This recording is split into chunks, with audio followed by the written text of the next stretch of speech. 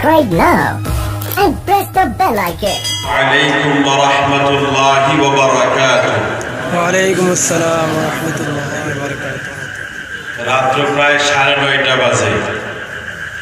এই টাইমে বয়ান শোনা এবং বয়ান করার মতো কোনো মানসিকতা থাকবে এটা বিশ্বাস করা যায় না। কি বলেন আপনারা, একমত নেই? এটা তো জবরদস্তি। এটা অপেক্ষায় আছে নাকি যে আগরতলা থেকে মেহমান আইছে, কি বলি দেখি, ভালো লাগলে বসবো, নাহলে বাড়ি চলে যাবো। রাত্রে 9টা-10টার পরে, রাত্র 9টা-10টার পরে মানুষের শরীরের ভাইটাল অর্গানগুলো দুর্বল হয়ে যায়। ভালো কাজ ভাল লাগবে না, ভালো কথাও ভাল লাগবে না। কথা বুঝতে পারছেন? একজন ব্যক্তি তার মহল্লার ইমাম সাহেবকে দাওয়াত করছেন। কথা বুঝতে পারেন তো আপনারা? অসুবিধা নাই তো? তো ইমাম সাহেবের মহব্বত এবং ভালোবাসায় ওনার জন্য ভ্যারাইটিস আইটেম খাবারের আয়োজন করেছেন, খুব সুস্বাদু খাবারের আয়োজন করেছেন। নির্দিষ্ট সময়ে যখন ইমাম সাহেব তার বাড়িতে পৌঁছলেন, গিয়ে বললেন, ভাই আমি এসেছি ঠিক, তবে একটু দোয়া করে চলে যাব, আমি কোনো খানা টানা খাবো না। বাড়ির মালিক বললেন, ইমাম সাহেব এটা কেমন কথা, আপনার জন্য এত কষ্ট করে খাবারের আয়োজন করলাম, আপনি কিচ্ছু খাবেন না? কিছু খেতেই হবে। ইমাম সাহেব বললেন, না, আমার পক্ষে সম্ভব নয়। বারবার চাপাচাপি করার পর যখন উনি রাজি হলেন না, তখন বলেন, ইমাম সাহেব ঠিক আছে, তাহলে একটা কাজ করুন, সিঙ্গাপুর থেকে আপনার জন্য একটা স্পেশাল মিষ্টি নিয়ে এসেছি, রসগোল্লা নিয়ে এসেছি, কমসে কম একটা রসগোল্লা খান। ইমাম সাহেব চিন্তা করলো, যেহেতু সিঙ্গাপুরের রসগোল্লা কষ্ট হলো, খাওয়া যাক। কথা বুঝতে পারছেন? তাই ওটাকে একটা রসগোল্লা দিলেন, উনি খাইলেন। খাওয়ার পর মালিক জিজ্ঞাসা করলেন, ইমাম সাহেব কেমন লাগলো মিষ্টিটা? ইমাম সাহেব বলতেছে, একটু তিতা তিতা লাগতেছে। তিতা বুঝেন না আপনারা? কি বলেন আপনারা? আচ্ছা বলেন তো, রাগ করবে না খুশি হবে? একজন বাড়ির মালিক 1 সপ্তাহ ধরে তার জন্য ভ্যারাইটিস খাবারের আয়োজন করেছে, কিছু খাইনি। তাকে মহব্বত করে সিঙ্গাপুর থেকে তার জন্য মিষ্টি নিয়ে এসেছে ইমাম সাহেবকে খাওয়ানোর জন্য। মিষ্টিটা দিয়েছে, তারপরে ইমাম সাহেব বলছে তিতা লাগে। রাগ করার কথা না, বড় চিন্তায় পড়ে গেলেন, কেমন কথা, খানা তো কিছু খেলেনি না, আবার মিষ্টিটা দিলাম, এত দামি মিষ্টি, সেটা বলছে তিতা লাগছে, ব্যাপার না। তাই ইমাম সাহেবকে বাড়ির মালিক জিজ্ঞাসা করতে আছে, ইমাম সাহেব বলুন তো, আপনার আমার বাড়িতে দাওয়াত আজকের দিনের কয় নম্বর দাওয়াত? ইমাম সাহেব বলছে, ভাই এই দাওয়াতটা তো আজকের দিন আমার 11 নম্বর দাওয়াত। তো বাড়ির মালিক বলছে, ও বুঝতে পেরেছি, 11 নম্বর দাওয়াত, এই কারণে তো তিতা লাগে, এটা তো মিষ্টি লাগার কথা নয়। কথা বুঝতে পারছেন? সেই দুপুর থেকে নিয়ে আল্লাহ শুকর, কোরআন তেলাওয়াত, কোরআন প্রতিযোগিতা, উলামায়ে কেরামের নসিহত, তারপরে খুব সুন্দর কোরআন তেলাওয়াত শুনছিলাম, আপনারা শুনতে আসছেন। রাত্র প্রায় 9:30 বাজে। এখন কিন্তু সিঙ্গাপুরের রসগোল্লা দিলেও ভালো লাগবে না, তিতাই লাগবে। যাই হোক, কিছু বলতে তো হবেই, তো দোয়া করেন আল্লাহ পাক যাতে বক্তা এবং শ্রোতা উভয়ের দুনিয়া এবং আখিরাতের উপকারের কিছু কথা আল্লাহ উপস্থাপন করার তৌফিক দান করেন। আমিন। সংক্ষিপ্ত আকারে কিছু কথা বলবো, খুব লম্বা বেশি কথা বলবো না। তবে আমি একটা সাহায্য আপনাদের কাছে চাইব, যদি আপনারা করবেন ইনশাআল্লাহ। আপনারা যতক্ষণ বলেন এতক্ষণ কথা চলবে। যদি বলেন 10 মিনিট আমি রাজি আছি, যদি বলেন আধা ঘন্টা আমি রাজি আছি, যদি বলেন 1 ঘন্টা আমি রাজি আছি, যদি বলেন 2 ঘন্টা আমি রাজি আছি, যদি বলেন ফজর পর্যন্ত আমি রাজি আছি। তবে আমাকে সাহায্য করতে হবে, আপনারা করবেন ইনশাআল্লাহ। সাহায্যটা হলো, যতক্ষণ পর্যন্ত আলোচনা চলবে একজন ব্যক্তি উঠতে পারবেন না। কথা বুঝতে পারছেন? কারোর যদি বিশেষ প্রয়োজন থাকে উঠে চলে যান, মনে রাখবেন। কারোর বিশেষ প্রয়োজন থাকলে উঠে চলে যান, কিন্তু আলোচনা শুরু হওয়ার পর কেউ উঠতে পারবেন না। তৈরি আছেন ইনশাআল্লাহ? সবাই পড়ুন আল্লাহু আকবার। আল্লাহু আকবার। আজ থেকে কি কথা বলে বলুন, পুরুষ না মহিলারা? মহিলা। বলুন আপনারা আজ থেকে কথা বলে পুরুষ না মহিলারা? আপনারা পুরুষ না মহিলা? কারা কারা পুরুষ? হাত উঠান তো। এবার পুরুষের মতো একটা তাকবীর দেন তো। হাত উঠান, হাত উঠান। পুরুষের মতো একটা তাকবীর দেন। আল্লাহু আকবার। আল্লাহু আকবার। আলহামদুলিল্লাহ, এতক্ষণে পুরুষ হইছে, শেষ পর্যন্ত পুরুষ থাকবেন। আলহামদুলিল্লাহ আলহামদুলিল্লাহ নাহমাদুহু ওয়া নাস্তাঈনুহু ওয়া নাস্তাগফিরুহু ওয়া নু'মিনু বিহি ওয়া নাতাওয়াক্কালু আলাইহি ওয়া নাউযু বিল্লাহি মিন শুরুরি আনফুসিনা ওয়া মিন সাইয়্যাতি আ'মালিনা মান ইয়াহদিহিল্লাহু ফালা মুদিল্লা লাহু ওয়া মান ইউদ্লিলহু ফালা হাদিয়া লাহু ওয়া নাশহাদু আন লা ইলাহা ইল্লাল্লাহু ওয়াহদাহু লা শারীকা লাহু ثم نشهد أن حبيب ربنا وصمدنا وجدلنا ونزلنا إيماننا هذه سبيلنا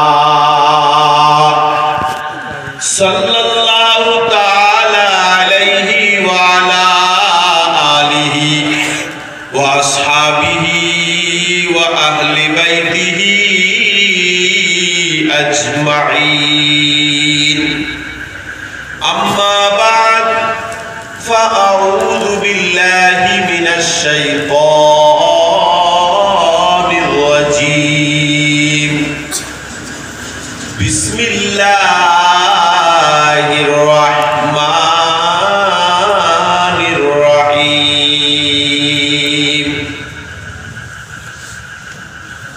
ألف لام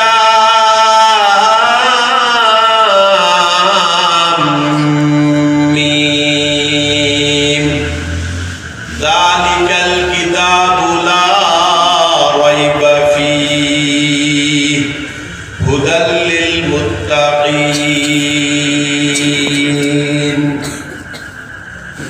وقال الله تعالى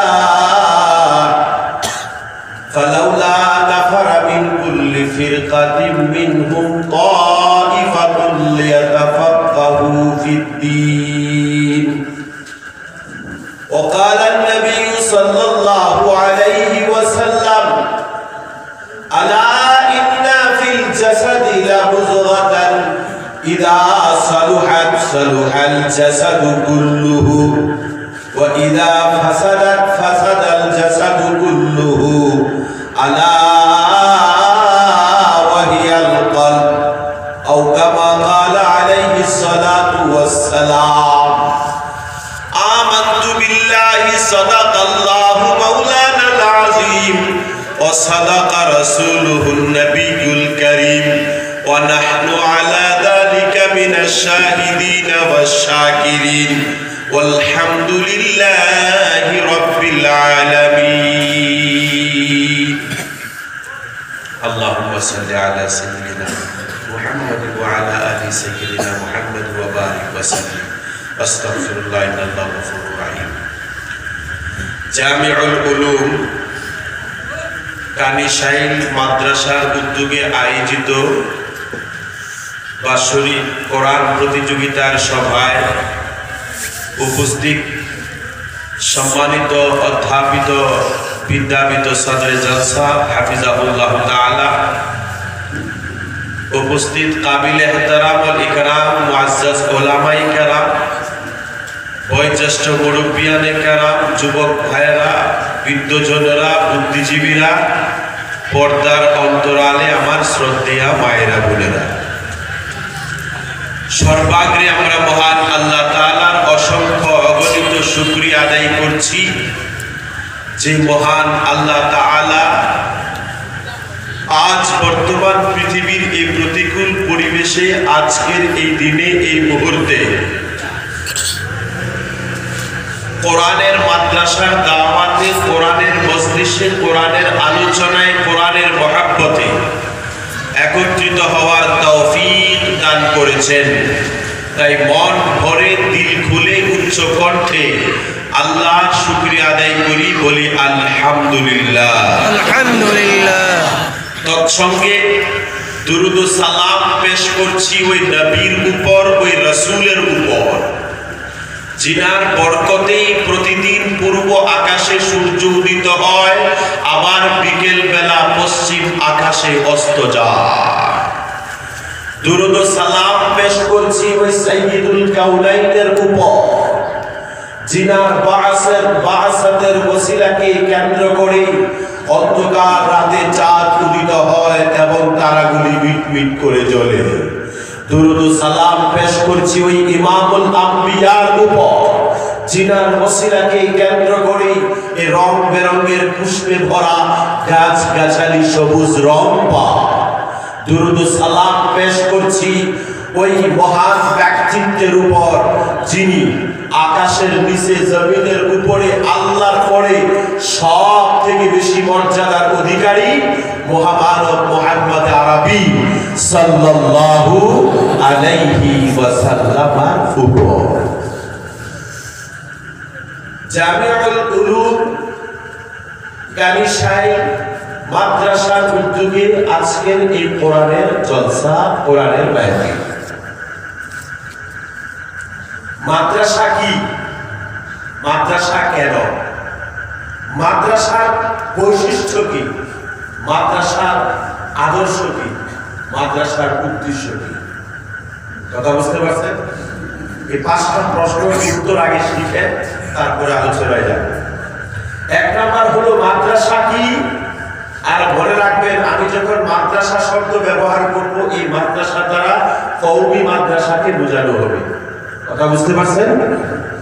মাদ্রাসা মানে কওমি মাদ্রাসা কি, মাদ্রাসা কেন, মাদ্রাসার বৈশিষ্ট্য কি, মাদ্রাসার আদর্শ কি, মাদ্রাসার উদ্দেশ্য কি। নাম্বার 1, মাদ্রাসা কি? উত্তর হলো মাদ্রাসা হলো কোরআন শিক্ষার প্রতিষ্ঠান। বুঝতে পারছেন? বলুন মাদ্রাসা কি? জোরে বলুন মাদ্রাসা কি? একদম সহজ ভাবে বলবো। মাদ্রাসা কেন? মাদ্রাসা আদম সন্তানকে মানুষ বানানোর জন্য। বলুন মাদ্রাসা কেন? আদম সন্তানকে মানুষ বানানো। একটা কথা শুনে মনে রাখবেন, আমার মাহফিলটা একতরফা হয় না। আপনি শুনবেন না, না শুনবেন, চোখ বন্ধ করে কান ধরে আমি বলে যাবো, এটা আমার মাহফিল চলে না। আমার মাহফিলটা একটা ক্লাস চলে। তার মানে আমি ওয়াজ করি না, কেননা ওয়াজ বলা হয় ওই উপদেশমূলক কথাকে, যে কথার উপরে বক্তার আমল আছে। এই কথা, আমি তো এমন এক বেআমলি মানুষ, এই কারণে আমি ওয়াজ করি না, আমি ক্লাস করি। একজন কোরআনের ছাত্র হিসাবে আপনাদেরকে নিয়ে একটু ক্লাস করব। কথা বুঝতে পারছেন? বলুন মাদ্রাসা কেন? আদম সন্তানকে মানুষ বানানোর জন্য। মাদ্রাসা কেন বলুন? আদম সন্তানকে মানুষ বানানোর জন্য। মাদ্রাসার আদর্শ কি? মাদ্রাসার আদর্শ হলো সুন্নতে রাসূল এবং জামাতে সাহাবা। মাদ্রাসার আদর্শ হলো সুন্নতে রাসূল এবং জামাতে সাহাবা। মাদ্রাসার বৈশিষ্ট্য কি? মাদ্রাসার বৈশিষ্ট্য হলো শিক্ষার সাথে দীক্ষা, তালিমের সাথে তারবিয়ত। কথা বুঝতে পারছেন?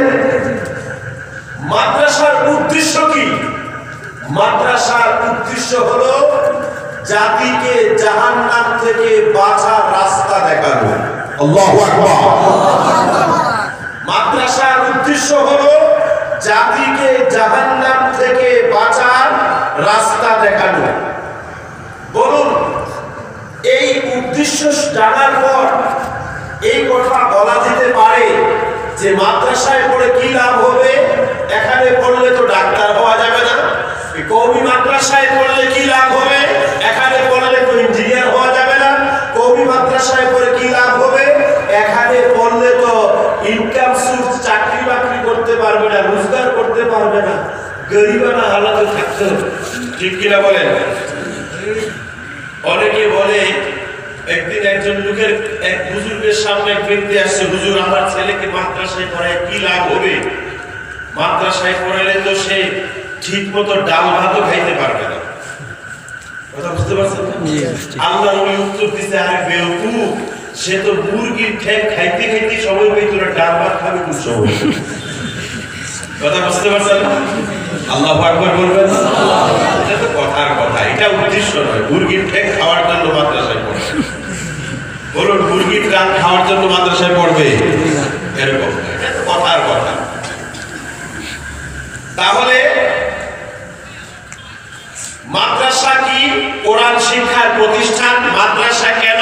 আদম সন্তানকে মানুষ বানানোর জন্য। মাদ্রাসার আদর্শ কি? সুন্নতে রাসূল এবং জামাতে সাহাবা। মাদ্রাসার বৈশিষ্ট্য কি? শিক্ষার সাথে দীক্ষা। মাদ্রাসার উদ্দেশ্য কি? জাতিকে জাহান্নাম থেকে বাঁচার রাস্তা দেখানো। আল্লাহু আকবার। প্রশ্ন করবেন, হুজুর এই মাদ্রাসার উদ্দেশ্য জাতিকে জাহান্নাম থেকে বাঁচার রাস্তা দেখানো, এই খবর পাইলেন কোথা? এটা আল্লাহ কোরআনই বলেছে। ফালাউলা নাফারা মিন কুল্লি ফিরকাতিন মিনহুম তাইফাতুন লিয়াতাফাক্কাহু ফিদ-দীন ওয়া লিয়ুনযিরু কাওমাহুম ইযা রাজাউ ইলাইহিম।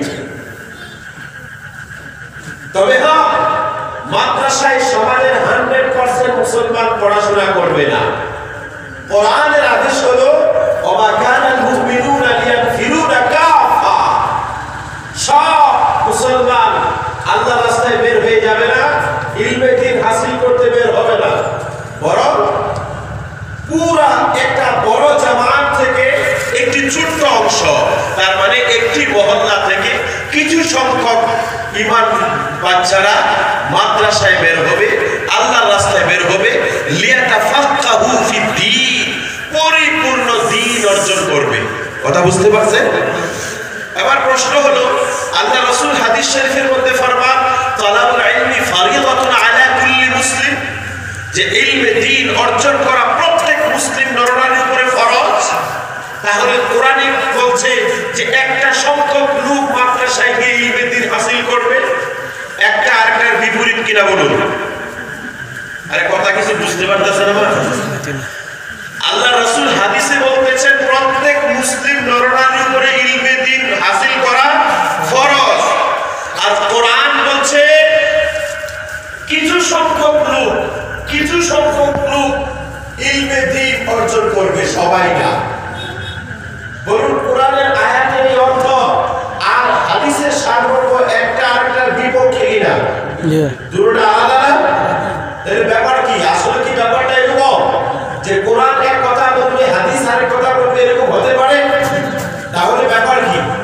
ব্যাপার হলো হাদিস শরীফের মধ্যে যেখানে তালাবুল ইলমি ফারিদাতুন আলা কুল্লি মুসলিম বলা হয়েছে, এটার অর্থ হলো যে বুনিয়াদি দ্বীনি শিক্ষা অর্জন করা প্রত্যেক মুসলমান নরনারীর উপরে ফরজ। আর এইটার জায়গা হলো সাবাহি মাকাতি। কথা বুঝতে পারছেন? বুঝলে উত্তর দিবেন সাথে সাথে। বুনিয়াদি দ্বীনি শিক্ষা অর্জন করা, তার মানে আপনি আল্লাহর পরিচয় পাওয়ার জন্য এই দুনিয়াতে আপনি যেই সেক্টরে থাকবেন সেই সেক্টরে হালাল হারামকে চেনার জন্য, ফরজ ওয়াজিব সুন্নাত নফল মুস্তাহাবকে চেনার জন্য যতটুকু ইলম অর্জন করা যথেষ্ট, এতটুকু ইলম অর্জন করা আপনার উপরে ফরজ। এই ইলমটা অর্জন করার জায়গা হলো মাকতাব। মক্তব ছিলেন না আপনারা? আর কোরআনে যেখানে বলা হয়েছে একটা অংশ লোক ইলমে দ্বীন অর্জন করবে, এটা হলো পরিপূর্ণ দ্বীন, লিয়াতাফাক্কাহু ফিদ-দীন, পরিপূর্ণ ইলমে দ্বীনের সমাজ হাসিল করবে, ইলমে দ্বীন অর্জন করবে। এটার তাফসীরের মধ্যে অনেক মুফাসসিরিনে কিরাম আলাদা আলাদা কথা লিখেছেন। কেউ লিখেছেন যে একটা মহল্লার মধ্যে অথবা একটা গ্রামের মধ্যে কমসে কম একজন মুকাম্মল পরিপূর্ণ কমপ্লিট আলিমে দ্বীন থাকা ফরজে কিফায়া। মানে একটা পাড়ার ভিতরে একজন আলিম বানানো ফরজ, যে আলিমের কাছ থেকে পুরো পাড়ার মানুষ সম্পূর্ণ ইসলামিক বিষয়গুলো জানতে পারবে। কথা বুঝতে পারছেন? জি। এবার বলুন, যেখানে এরা মাদ্রাসায় পড়বে, যারা সম্পূর্ণ দ্বীন পরিপূর্ণ ইলমে দ্বীন অর্জন করবে, পুরা ইসলামিক ফিকহ অর্জন করবে, ইসলামিক আইন শাস্ত্র অর্জন করবে, কোরআন হাদিসের গভীরতা অর্জন করবে এবং একটা মুসলিম জীবনে তার সামগ্রিক জীবনে ইসলামের যত প্রকার সমস্যা আছে সব সমস্যার সমাধানে যখন এই আলিমের কাছে যাবে তখন সে সমাধান পাবে। এরকম একজন কমপ্লিট আলিম বানানো একজন মহল্লার উপরে ফরজে কিফায়া, যদি না থাকে পুরো মহল্লাবাসী গুনাহগার। কথা বুঝতে পারছেন? আর ওই যে তালাবুল ইলমি ফরিদাতুন, বুনিয়াদি ইলমে দ্বীন শিক্ষা গ্রহণ করা প্রত্যেক মুসলমানের উপরে ফরজে আইন। কথা বুঝতে পারছেন? তাহলে আবার বলুন, মক্তবে তো সব শ্রেণীর মুসলিম নরনারীরা পড়বে, ছেলেমেয়েরা পড়বে, গরিব ধনী মেধাবী কমজোর দুর্বল সবাই পড়বে, সবার জন্য ফরজে আইন। কিন্তু যে পরিপূর্ণ দ্বীনের নলেজ অর্জন করবে, যার কাছ থেকে ইসলামের সম্পূর্ণ বিষয়গুলি জানতে পারা যাবে, এই ক্যাপাসিটি এই কোয়ালিটি অর্জন করবে। এই কোয়ালিটি অর্জন করতে গেলে মাদ্রাসায় ছাত্র ভর্তি করার ক্ষেত্রে কোনটাকে ভর্তি করাটা উপযুক্ত হবে, যেটা আমাদের সমাজের সবচেয়ে দুর্বল দিকটা। কথা বুঝতে পারছেন? আমি কি কইতেছি বুঝতে পারছেন? বলুন, আমাদের বাঙালি সমাজের বৈশিষ্ট্য কি, কালচার কি, মাদ্রাসা সম্পর্কে আমাদের কনসেপ্ট কি, আমাদের থট, আমাদের চিন্তাধারা কি? যে ছেলেটা স্কুলে বারবার ফেল করে স্কুলে যাইতে চায় না, অথবা শারীরিকভাবে দুর্বল, সে বিকলাঙ্গ, অথবা তাকে বাড়িতে কন্ট্রোল করা যায় না, প্রচন্ড পরিমাণে দুষ্টামি করে, এরকম ছেলেটাই মাদ্রাসার জন্য উপযুক্ত। ঠিক কিনা বলেন? এটা আমাদের সমাজে চলতেছে। ঠিক কিনা বলেন? কি না আপনাদের এখানে আর ব্যতিক্রম? তাহলে বলুন, আমার কথা বুঝে থাকে এই কথা বলুন, আল্লাহ পাক যেখানে ইলমে দ্বীন অর্জন করার কথা বলেছে, সেখানে পরিপূর্ণ ইলমে দ্বীন মানে আলিম হওয়ার জন্য যাদেরকে বলেছে, এটা কি মেধাবীর পক্ষে সম্ভব হবে না দুর্বলদের পক্ষে সম্ভব হবে? মেধাবী। বলুন, মেধাবীদের পক্ষে সম্ভব হবে না দুর্বলদের পক্ষে সম্ভব হবে? মেধাবী। আচ্ছা, যদি কোনো কলেজের ভিতরে, মেডিকেল কলেজে একজন ডাক্তার হওয়ার জন্য কোনো ছাত্র সিলেক্ট করা হয় এডমিশনের জন্য, জয়েন্ট এন্ট্রান্সের মাধ্যমে কয়েকটা স্কুল এবং কলেজ থেকে সব সমাজের সবথেকে মেধাবী ছেলেটাকে নির্বাচিত করা হয়। ঠিক কিনা বলেন? তার মেডিকেল সায়েন্সটা হলো শুধুমাত্র শরীর বিজ্ঞান, শরীরকে নিয়ে চর্চা করবে। কথা বুঝতে পারছেন? আর কোরআন এবং হাদিসের জ্ঞান হলো একদম আকাশের সপ্তম আকাশ পর্যন্ত এবং সপ্তম জমিন পর্যন্ত যা কিছু আছে, সমগ্র পৃথিবী, দুনিয়া এবং আখিরাতের সমস্ত মঙ্গল এবং ক্ষতির বিষয়গুলোকে একটা একটা করে গবেষণা করবে। সমস্ত গবেষণামূলক তথ্য এই কোরআন হাদিসে যে ছেলেটা পড়বে, এটা কি যে ডাক্তারের জন্য চান্স পায় এই ছেলেটার থেকে আরো দুর্বল হবে না আরো মেধাবী হবে? কথা বুঝতে পারছেন? এবার যদি আমাদের সমাজের মেধাবী ছেলেটাকে মাদ্রাসায় ভর্তি না করায়, আর আমার সমাজের সবচেয়ে দুর্বল ছেলেটাকে কোরআন অর্জন করার জন্য, কোরআন গবেষণা করার জন্য উপযুক্ত মনে করি, এটা কি কোরআনের তাওহীদ, কোরআনের অপমান না কোরআনের সম্মান? বুঝেন না আপনারা?